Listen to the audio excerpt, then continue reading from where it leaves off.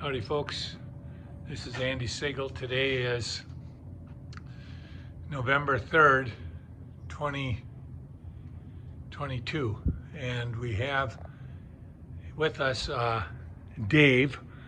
Dave is the carpenter that comes from Stillwater he started on Monday. Hopefully we have him for 5 weeks or until we're done. But Dave, the first project that we had was to put the studding support system in. Dave, maybe tell us a little bit about what we've got, why we have the studs the way they are, and then what you did over in this area where the door is. Sure. Well, we had to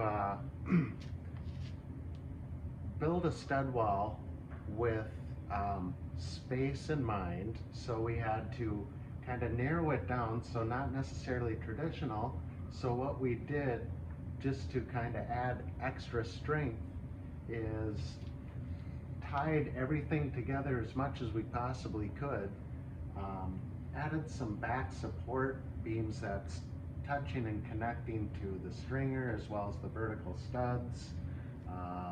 So you put a couple of screws in through each of these.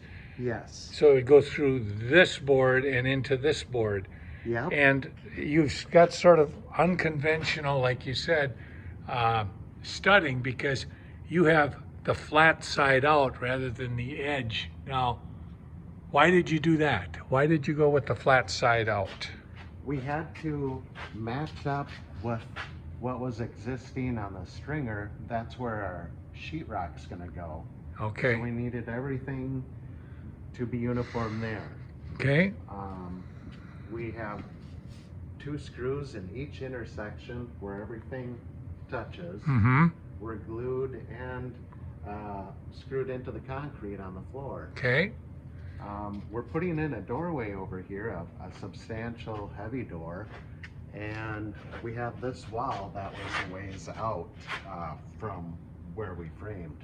And that was out because and I'll just take this part of it. Yes. Originally, we had thought we'd have a wall along this stringer to about here, and so we were matching up that wall that we were anticipating with when we built this. When I did this last winter, I placed it there with the notion that we'd be framing against that staircase, which we changed our mind here this week.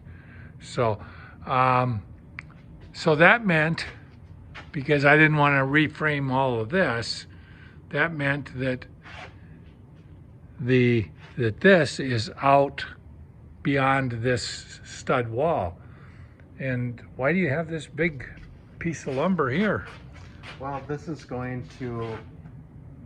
we had to go out 4 1/16 inch from the wall we framed to accommodate where this wall is. Okay.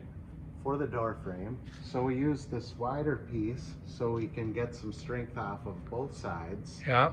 And then we added on the top as well a wider piece. Yeah. To also add strength to everything, as well as tied into the floor joists and the stringer for extra support. And it really paid off. I mean, So you're giving it the old Bob Vila push, yeah. And it's not moving. No. So let's just see what it looks like on the inside, Dave. Yes. On the inside, well, you've got this piece, which you just described, and then you got another board here. What did you do here? Yes, we cut out pockets for these horizontal studs to slide into.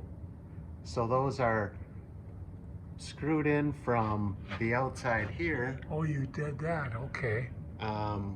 Also screwed in here, so everything's just locked and relying on each other.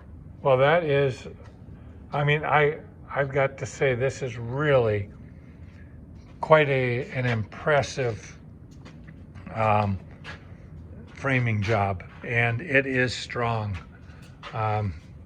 John Van Cura, who some of you may remember seeing when he was working with me for 2 years, he always said that we definitely overbuilt, and this one is rock solid, and Dave did a hell of a good job.